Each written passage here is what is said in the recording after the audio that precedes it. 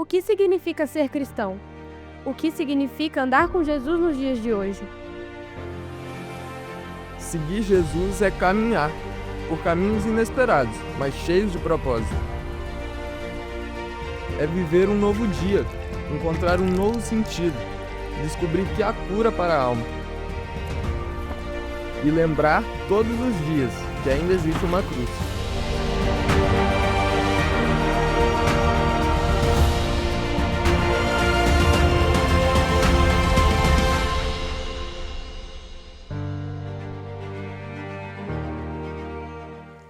Bom dia, meus irmãos. A graça e a paz do nosso Senhor esteja aqui conosco, preenchendo o vazio dos nossos corações e também estando lá nos nossos lares, né? Porque deixamos nossas casas para vir estar aqui. Um convite do pastor Rômulo, porque alguns presbíteros estão de férias, né? Estão estudando, estão viajando e é tão difícil falar não, né? Mesmo que o nosso coração fique ardendo, dá um frio na barriga, mas quem dera se todos os desafios da vida fosse esse, né? Ter que falar de Jesus. Jesus é a fonte de vida que nos encontrou, igual nós cantamos agora, né? E Ele me encontrou um dia, eu lembro muito bem desse dia, e tenho certeza que vocês também se lembram desse dia que Jesus falou aos ouvidos de vocês. Vocês viram a série aí, né? Estamos aqui na nossa igreja, normalmente séries, né? Quando escolhe um tema. E pastor Rômulo escolheu para o mês de julho 4 encontros, 4 temas. Esse é o terceiro de 4. E este mês estamos falando sobre nos passos de Jesus, o surpreendente caminho dos discípulos de Jesus. O primeiro encontro foi com o presbítero Arthur, no primeiro domingo, que vocês lembram bem quem estava aqui, né? Foi um encontro de Jesus com o gadareno, né? Ele esteve lá em Gadara, ele foi ao encontro, né? Foi em Gadara, e lá ele libertou aquele homem, e aquele homem, de tanta alegria, né? Quis seguir Jesus, quis seguir os passos de Jesus e anunciar o evangelho junto com ele, plano de salvação. Mas Jesus falou assim, não, fique aqui, anuncie aqui. Porque Jesus estava viajando para a Galileia, para a Judeia, onde ele estava. Ele queria que o seu evangelho fosse anunciado. Então, não era para o homem gadareno seguir aonde ele iria, é para ele ficar ali naquela cidade e ali anunciar Jesus, seguir o evangelho dele, seguir os passos de Jesus. O segundo encontro, que foi domingo passado, um outro encontro importante também, que Jesus foi ao encontro dos discípulos e ele chamou para deixar as redes, deixar de ser pescador de peixes e ser pescadores de homens. E assim, eles imediatamente, diz a palavra, eles deixaram as redes e seguiram Jesus. Né? Hoje, a gente também vai falar de um encontro importante, que ele desejou estar naquele lugar. E esse personagem do encontro de hoje, ele fez mudança na cidade onde ela vivia. E é muito interessante a gente falar, é mais fácil, né? Falar de uma personagem quando a gente acabou de cantar uma música dela, né? Tu és, né, da minha fonte de vida, a fonte de vida que me encontrou. Vamos então à leitura de hoje. E o tema para hoje é existe cura para a alma. Está em João, capítulo 4, verso 1 até o verso 43. Podem acompanhar comigo e acho que vai passar aqui no telão também. João 4, 1, 3. Os fariseus... João 4, 1, 43, desculpa. João 4, 1 até o 43. É uma leitura longa, né? Mas a nossa reflexão vai ser breve. Bom, vamos lá. Essas são as palavras do Senhor. Os fariseus ouviram falar de Jesus, estava fazendo e batizando mais discípulos do que João. Embora não fosse Jesus quem batizasse, mas os seus discípulos. E quando o Senhor ficou sabendo disso, ele saiu da Judeia e voltou uma vez mais à Galileia. era-lhe necessário passar por Samaria. Assim chegou a uma cidade de Samaria chamada Sicar, perto das terras de Jacó, que Jacó dera a seu filho José. Havia ali o poço de Jacó. Jesus, cansado da viagem, sentou-se à beira do poço. Isso se deu por volta do meio-dia. Nisso veio uma mulher samaritana tirar água e disse-lhe: então Jesus, dê-me um pouco de água. Os seus discípulos tinham ido à cidade comprar comida. A mulher samaritana lhe perguntou: como o Senhor, sendo judeu, pede a mim, uma samaritana, água para beber? Pois os judeus não se davam bem com os samaritanos. Jesus lhe respondeu: se você conhecesse o dom de Deus e quem lhe está pedindo água, você lhe teria pedido e ele lhe teria dado água viva. Disse a mulher: o Senhor não tem com quem tirar a água e o poço é fundo. Onde pode conseguir essa água viva? Acaso o Senhor é maior do que o nosso pai Jacó, que nos deu o poço, no qual ele mesmo bebeu, bem como os seus filhos e o seu gado? Jesus respondeu então: quem beber desta água não terá sede outra vez, mas quem beber da água que eu lhe der nunca mais terá sede. Pelo contrário, a água que eu lhe der se tornará nele uma fonte de água a jorrar para a vida eterna. A mulher lhe disse: Senhor, dê-me dessa água para que eu não tenha mais sede, nem precise voltar aqui para tirar água. Ele lhe disse: vá, chame seu marido e volte. Não tenho marido, respondeu ela. Disse-lhe Jesus: você falou corretamente, dizendo que não tem marido. O fato é que você já teve 5, e o homem com quem agora vive não é seu marido. O que você acabou de dizer é verdade. Então disse a mulher: Senhor, vejo que é profeta. Nossos antepassados adoraram neste monte, mas vocês, judeus, dizem que Jerusalém é o lugar onde se deve adorar. Jesus então declarou: creia em mim, mulher. Está próxima a hora em que vocês não adorarão o Pai, nem neste monte e nem em Jerusalém.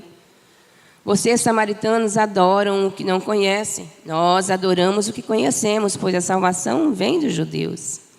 No entanto, está chegando a hora, e de fato já chegou, em que os verdadeiros adoradores adorarão o Pai em espírito e em verdade. São estes os adoradores que o Pai procura. Deus é espírito e é necessário que os seus adoradores o adorem em espírito e em verdade. Então disse a mulher: eu sei que o Messias, chamado Cristo, está para vir. Quando ele vier, ele explicará tudo para nós. Então Jesus declarou: eu sou o Messias, eu que estou falando com você. Naquele momento, os seus discípulos voltaram e ficaram surpresos ao encontrá-lo, conversando com uma mulher. Mas ninguém perguntou o que quer saber ou por que está conversando com ela.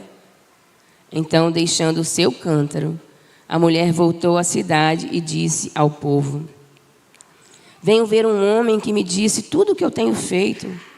Será que ele não é o Cristo? Então saíram da cidade e foram para onde ela estava.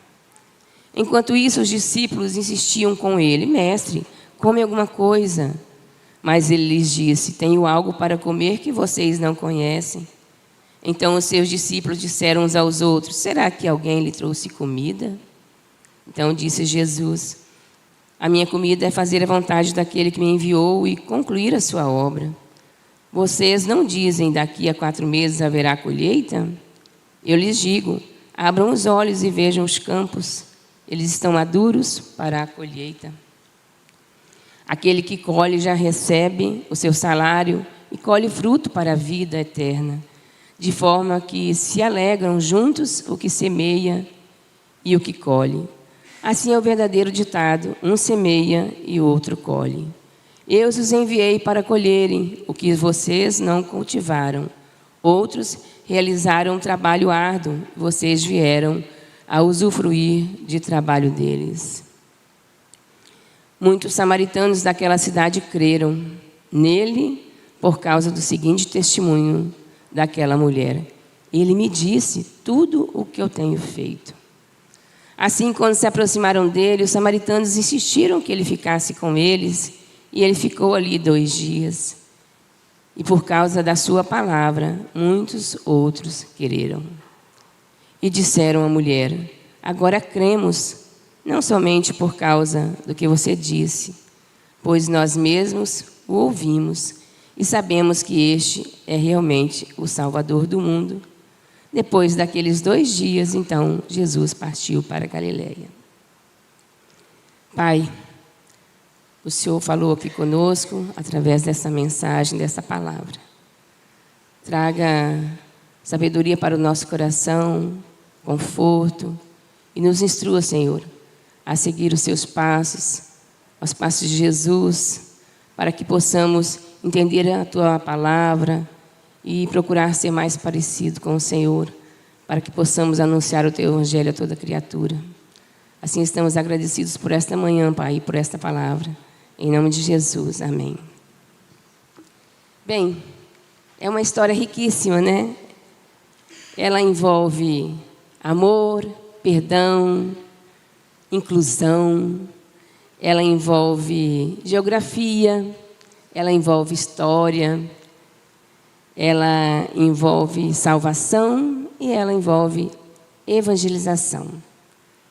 Aqui, nesses 4 capítulos que nós estamos, este mês de julho, está falando daqueles encontros que Jesus teve ao longo do seu ministério e que as pessoas, ficou público na Bíblia que eles saíram a evangelizar. Porque foram muitos os encontros que Jesus teve na sua longa caminhada. Jesus ia muitas vezes da Judéia para a Galileia, da Judéia para Galileia para Jerusalém, ia para Cafarnaum, ia para Caná, ia para Betânia. A gente consegue entender, quando a gente passeia pelos 4 evangelhos, todos os encontros que Jesus teve. Alguns desses encontros, Jesus foi e fez cura. Outros encontros foram através de pessoas que vieram até eles. E todos esses encontros geraram transformação. Mas alguns deles geraram transformação e evangelização. E a mulher samaritana foi uma delas. O gadareno foi um deles. E os discípulos foram outros deles. Pela transformação de um encontro com Jesus, gerou motivo de evangelização. O desejo de anunciar o Evangelho. Mas não quer dizer que os outros que foram curados, feridas na carne, físicas ou feridas da alma, não quer dizer que eles não anunciaram Jesus. Anunciaram sim, mas hoje aqui a gente está tratando daqueles que resolveram anunciar quando descobriu a água viva. Neste momento que a gente vê aqui a história daquela mulher samaritana, quando eu era criança, eu achava que samaritana era o nome da mulher, né? Depois que a gente cresce, a gente entende que é um lugar que chamava Samaria, uma região, como se fosse uma cidade, né? E a mulher que vivia naquela região, ela era daquele grupo, do grupo dos samaritanos, porque eram da região de Samaria.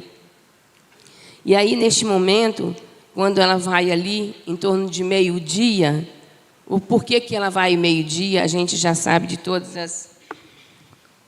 as explicações, né? Era uma mulher marginalizada. Aqui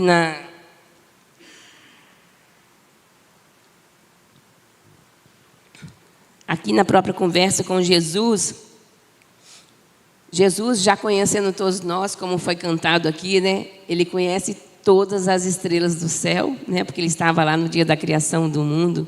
Ele a chama pelo nome. Como é que ele não conhece nós, né? Ele conhece nós também e nos chama pelo nome.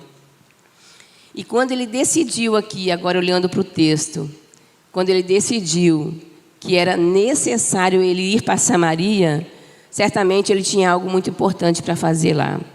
Olhando um pouco da história e da geografia, por que os judeus não passavam por Samaria quando que tinham ir para Galileia? Porque era um lugar perigoso, porque ele tinha um povo hostil. Mas a gente precisa se lembrar de quase 2000 antes dessa cena. 2000 anos antes dessa cena, de Jesus encontrar essa mulher neste poço, ali vivia a família de Jacó, ali vivia Isaac, né? A gente consegue lembrar lá de Gênesis 24, 25, 26, quando foi construído esse poço, quase 2000 anos antes. E depois, olha como é que a história é contada na Bíblia. A Bíblia é uma linda história. Mas não é só uma história, ela é uma história de redenção. Porque Jesus Cristo é o nosso Redentor. Ele veio para nos trazer salvação. E então, depois de quase 2000 anos, e todos os conflitos que aconteceram, de lá para cá, Jesus passa por esse caminho que quase ninguém passava, para encontrar uma mulher. E ele sabia exatamente o que ia acontecer ali. E este que é a explicação do versículo que diz: era necessário passar por Samaria. Ele queria que as boas novas chegassem em todos os lugares, não só ali em Jerusalém, não só em Nazaré, não só em Betânia, onde ele caminhava, mas precisava chegar também àquele povo que estava mais afastado de Deus. Hoje nós vimos aqui na EBD, estudou-se o livro de Jonas, o livro de Miqueias, como que os profetas anunciavam que Deus poderia vir a ira de Deus sobre aquele povo que estava afastado. Mas no Reino do Norte, que se falava, né, a região da Samaria, o povo já estava afastado há muito tempo do Senhor. Então, esse poço que Jacó deixou para José, e depois José, quando foi vendido para o Egito, ele foi para o Egito como escravo. Depois deu aquela seca, aquela fome. O povo ali daquela região de Samaria, então Jacó com seus filhos resolveram ir para o Egito, porque lá havia alimento. Deixaram esse lugar, que nessa leitura aqui, ela estava aqui nesse poço. Deixaram esse lugar e foram para o Egito. Olha só a história ao longo de 2000 anos. Foram para o Egito, José lá foi governador do Egito, lá os seus pais com os seus irmãos viveram, e lá os israelitas viveram por muitos e muitos anos. Ficou-se uma grande nação no Egito. Depois, 300, 400 anos depois de José, Deus solicita a Moisés para tirar o povo daquele lugar, para ele voltar para aquela região onde eles deixaram. E aí então, Moisés, mesmo tímido, ele levou aquela população de milhões de israelitas para atravessar o Mar Vermelho. A gente sabe de toda a história, né?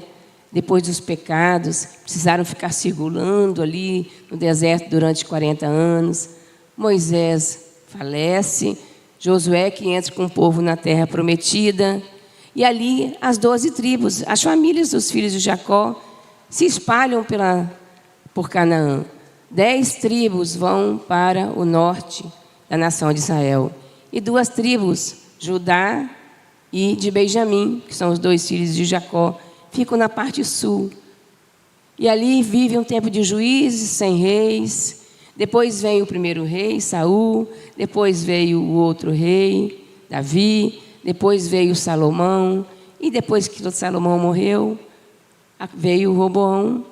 E quando Roboão criou os impostos, houve uma grande crise naquele país. As nações, as tribos que estavam ao norte de Israel, elas se emanciparam, elas se revoltaram. E lá então instituíram outro rei, Jeroboão. E embaixo ficou outro rei, que é a parte sul. Neste momento a história se divide em 2 reinos. Então lá em cima o povo se afastou de Deus, e embaixo a terra de Judá, chamado dos povos judeu, permaneceram com os seus profetas, anunciando a vinda de Jesus. É nesse período que tem os profetas de Isaías, de Jeremias, de Miqueias, que vimos hoje, né? E lá no Reino do Norte, o povo cada vez mais se afastando de Deus. Lá, então, teve uma invasão da Síria. Eles invadiram a região de Samaria, que é essa região onde nós estamos lendo a leitura de hoje. E essa região foi invadida, e ali eles se afastaram muito mais do Senhor. Só que ali eram povos ainda, alguns tinham pessoas que eram monoteístas, que criam em Deus. E eles queriam voltar para adorar a Deus lá no templo, em Jerusalém, mas não podiam, por causa dos conflitos da história. Então, Samaria ficou ali, desejando ter um templo para adorar. Criaram um novo templo no Monte Gerizim, o mesmo monte que a gente sabe lá da história de Isaac. Criaram um templo lá para eles adorarem. E aí, quando a mulher samaritana fala desse novo templo, desse lugar de adoração aqui, por que os judeus falam que lá é o templo verdadeiro para adoração e não o templo deles? Porque existia esse novo templo que foi criado. E nessa história toda de divisão, de disputas, de ódio, de incerteza, existia um povo ali sedento do amor de Deus, sedento de salvação. Essa mulher samaritana é uma delas. Ela nasceu, cresceu ali, nessa região do ódio, da disputa. E lá, ao sul de Samaria, tinha o povo, os judeus. Mas eles precisavam atravessar para ir para Galileia. Imagina-se mais ou menos uma distância de Jerusalém até a Galileia, até Cafarnaum, vamos colocar. Imagina aqui a gente em Vitória, imagina Linhares. É uma distância de mais ou menos 100 e poucos quilômetros, 200 quilômetros. Jesus caminhava da Judéia para a Galileia 4, 5 dias. Essas viagens ele fazia. Só que entre aqui e a cidade de Nazaré ou a cidade de Cafarnaum, existia uma região ali que é essa região de conflito, que é a região de Samaria. Por isso que muitos não gostavam de passar por ali, porque existia já essa inimizade política e religiosa. Mas se não passasse por ali, tinha que passar por um caminho mais longo. Tinha que atravessar o Rio Jordão, passar por uma cidade, uma região de Pérea, atravessar o Rio Jordão de novo e voltar para a Galileia. Alguns que tinham coragem passavam por ali, mas era muito perigoso. A gente sabe da história do bom samaritano, não sabemos? Dos ladrões. E Jesus quis passar por Samaria. Esse versículo aqui que ele diz, era necessário passar por Samaria. E é claro que os discípulos não questionaram, né? Tem alguma coisa lá que Jesus quer fazer lá em Samaria. E assim, por toda essa história, Jesus passa lá e fica ali naquele poço, esperando alguém que ele já estava sabendo quem ia chegar, por volta de meio-dia. Despachou os discípulos para a cidade e ele queria ter um diálogo muito importante, um encontro muito importante, que ia mudar a vida dela e a vida de muitos da sua cidade. E esse que é o contexto da nossa história de hoje. É Jesus ali, naquele poço, que tinha vindo desde o tempo de Jacó, de 2000 anos antes, e ele ali esperando essa mulher aparecer. E que diálogo perfeito, né? A gente pode ver nessas palavras de Jesus com ela, que expressam humildade, expressam perdão, faz ela pensar, e é como uma voz doce dele sussurrando no ouvido dela, a salvação. E assim, no decorrer da história, ela disse, né, que depois ela troca de assunto aqui naquele versículo de quando ela manda chamar o marido. Olha como que Jesus, ele é sábio, né? Ele fez ela se lembrar do pecado dela sem dizer que ela era pecadora, né? Vai buscar o teu marido. Aí ela diz, não tenho marido. Disse-lhe Jesus. Olha como que ele corrige ela. Que forma doce. Você falou corretamente, dizendo que não tem marido. O fato é que você já teve 5 e o homem com quem agora vive não é seu marido. O que você acabou de dizer é verdade.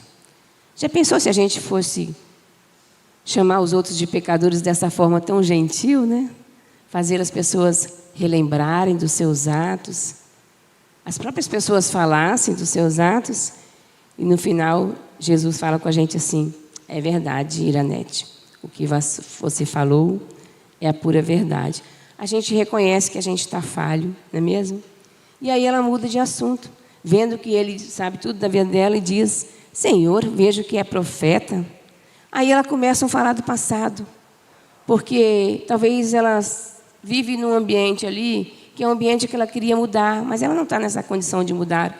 Ela precisa de algo muito maior que ela para mudar a história dela.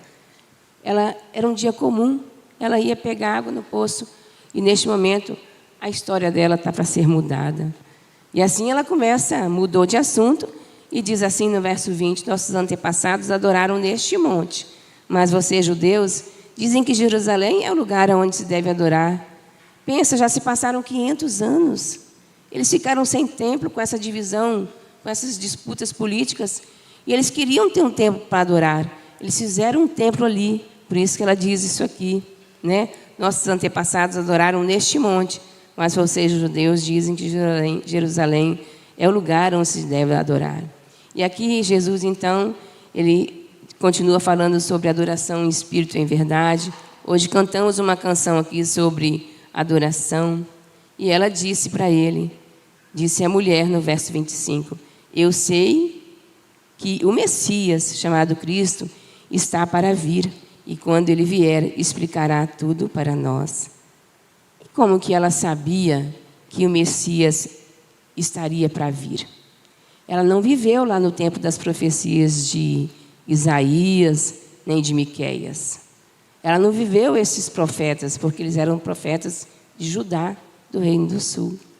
Mas ela se pega aqui a uma passagem de Gênesis, capítulo 3.15, onde diz uma promessa, escrita por Moisés lá, né? Deus fala que virá aquele que esmagaria a cabeça da serpente. Então, ela sabia, porque os samaritanos, eles estudavam apenas os 5 livros, os Pentateucos, eles estudavam somente a Torá.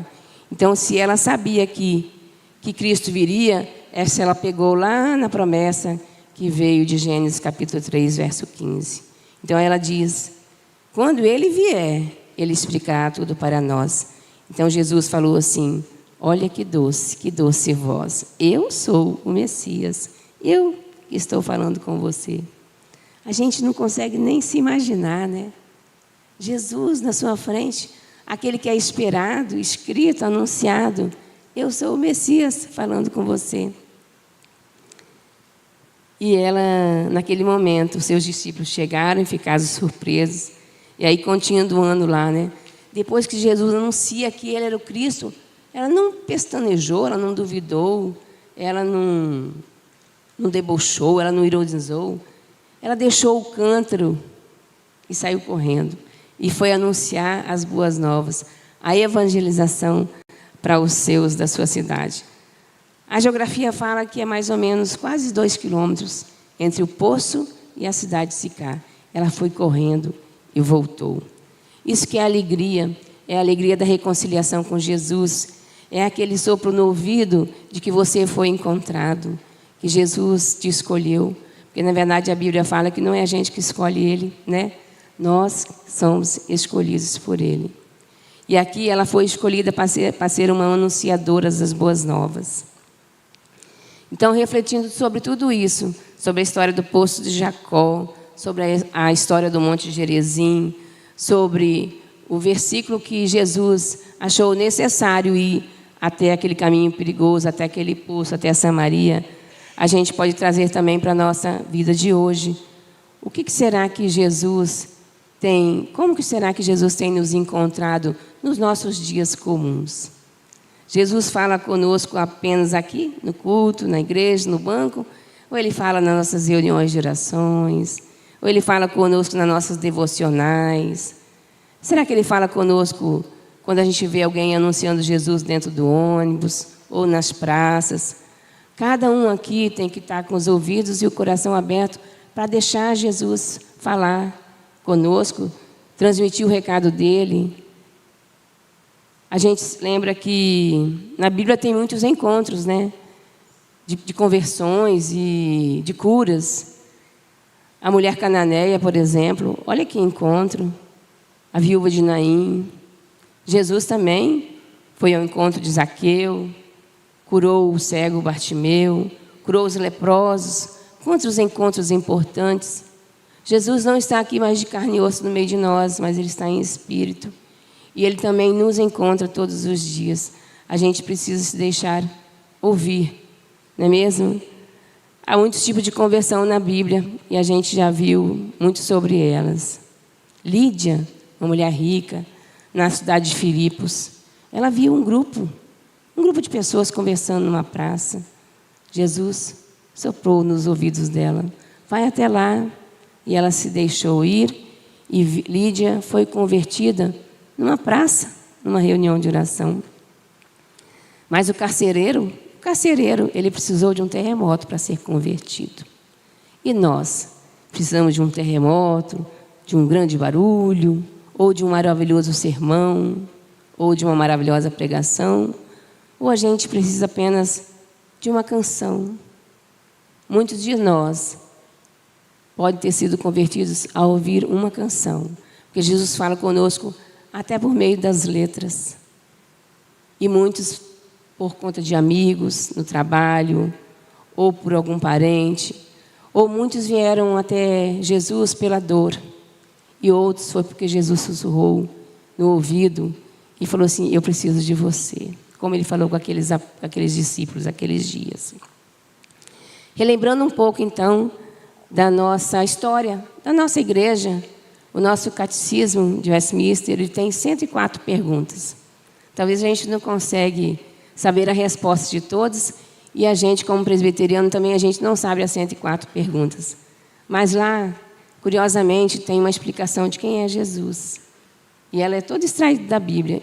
E ali fala que Jesus é o nosso Redentor, é o nosso Salvador. Então, temos que crer que Jesus, Ele veio ao mundo para salvar os perdidos. Ele só teve essa missão. Desde as profecias, desde os antigos tempos, Jesus veio para salvar os perdidos. Lá em Mateus capítulo 18, verso 11, é uma passagem bíblica que confirma isso, porque o Filho do Homem veio para salvar o que havia perdido.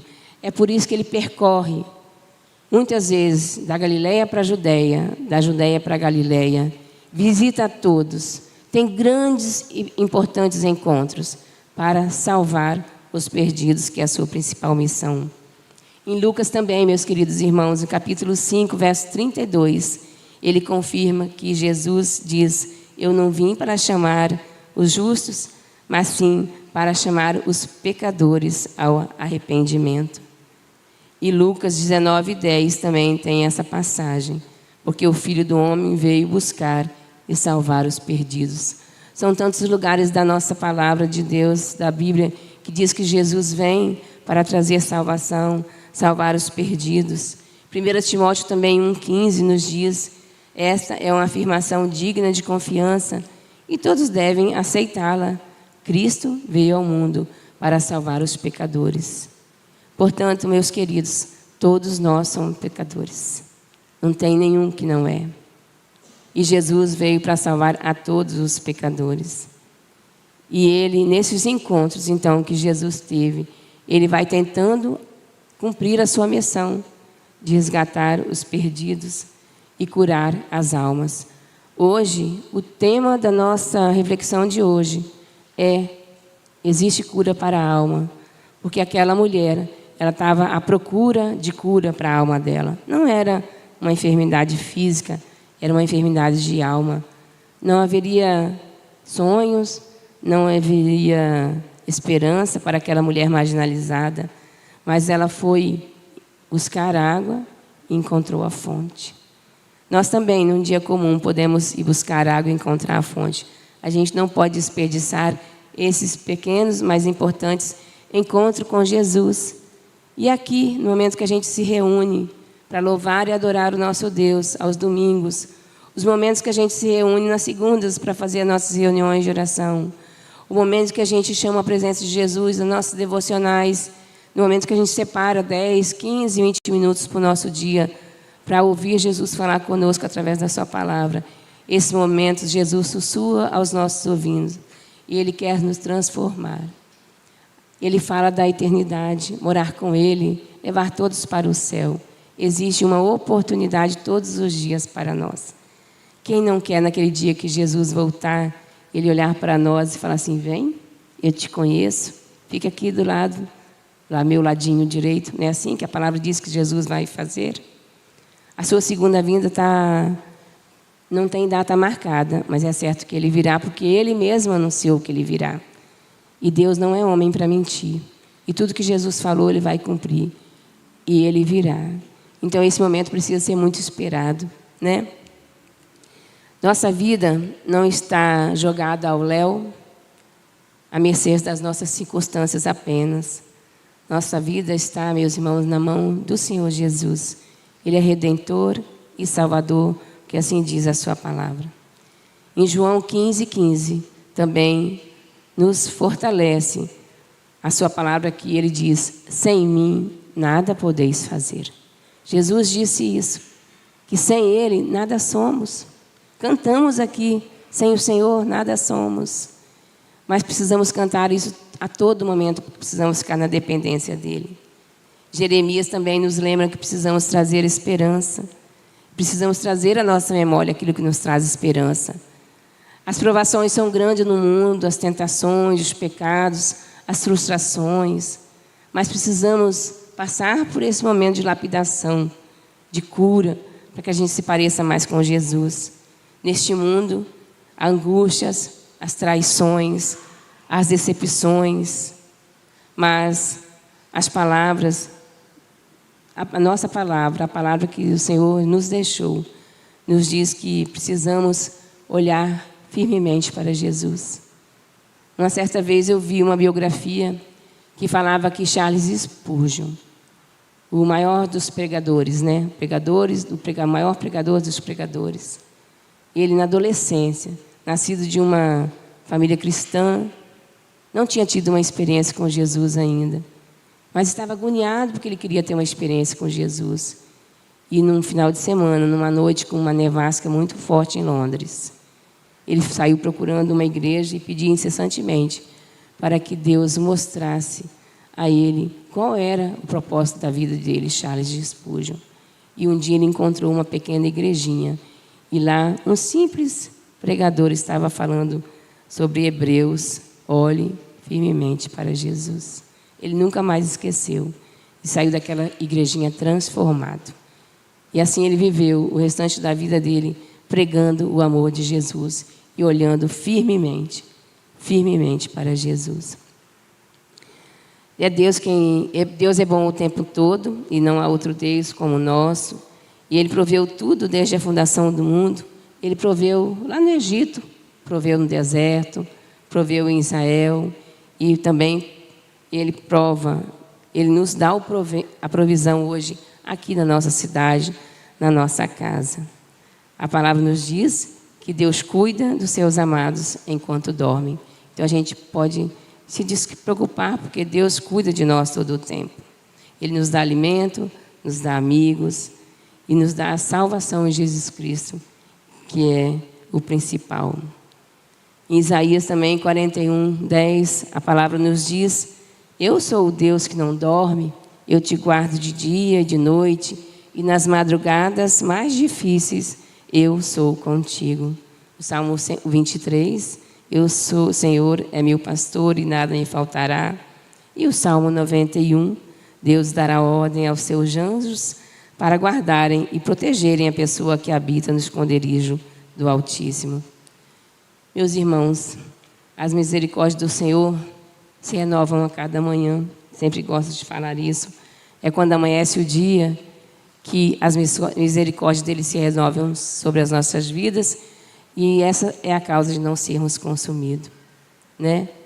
Tem uma última passagem aqui antes do Ministério de Louvor subir.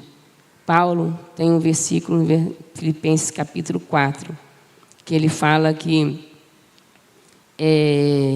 tudo posso naquele que me fortalece. Mas não é tudo posso no sentido de grandeza, é tudo posso no sentido que tudo posso suportar. É como se Paulo estivesse falando à igreja de Filipos assim: tudo posso suportar naquele que me fortalece. Suportar a dor, suportar a perda, suportar a traição, a calúnia, a injustiça, a espera, a perseguição, a exclusão, tudo posso suportar. Posso amar quem me fere, crer mesmo sem ver, servir mesmo ferido. Vou chamar então o Ministério de Louvor, a gente já está encerrando. Quando Deus mandou Jeremias, meus irmãos, descer até a casa do oleiro, ele foi lá para ouvir palavras divinas. O oleiro trabalhando e moldando o vaso, até nos fazer um vaso de honra. Mais uma vez, ele nos mostra que ele é soberano sobre as nossas vidas e sobre toda a humanidade. Nesse texto de hoje, então, também refletimos um pouco sobre o pecado. Paulo também nos lembra que pecado é o pior que a pobreza, pior que a doença, pior que a solidão e a morte. Estes males não nos separam do amor de Deus, mas o pecado sim. Nosso Deus é rico em perdoar e o sangue de Jesus nos purifica. Ele cura a nossa alma. Muitos aqui conheceram Jesus porque nasceram em lares cristãos. Outros conheceram Jesus na adolescência, outros mais velhos e outros há poucos dias. Não importa a forma como Jesus te encontrou. Como a mulher samaritana, excluída, envergonhada, ela foi buscar água e encontrou a fonte. Água viva que jorra para sempre. Ele a curou e com a alma em paz, ela seguiu e trouxe outros seguidores para seguir os passos de Jesus. Que essa mensagem, meus irmãos, fique gravada no coração de vocês. Que vocês sigam fiéis adoradores nos passos de Jesus. Amém?